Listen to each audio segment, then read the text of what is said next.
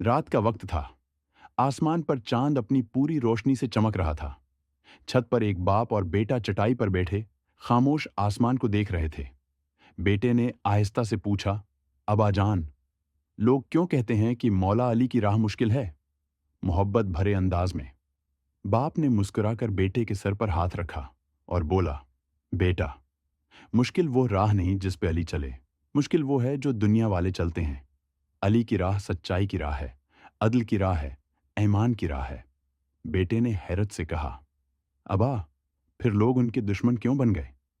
बाप ने आसमान की तरफ देखा, चांद की तरफ इशारा किया और बोला, बेटा, अली ने इंसाफ किया मगर लोगों को अपने फायदे अजीज थे।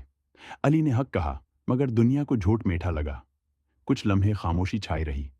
फिर बाप ने नरमी से कहा, याद रखना बेटा, अगर तुम सच के साथ रहोगे तो लोग तुमसे नाराज होंगे मगर खुदा तुमसे राजी होगा, और जिससे खुदा राजी हो जाए उसका नुकसान कोई नहीं कर सकता। बेटे की आंखों में चमक आ गई। उसने अदब से कहा, अबा जान, मैं भी अली की राह पे चलूंगा, चाहे दुनिया नाराज हो जाए।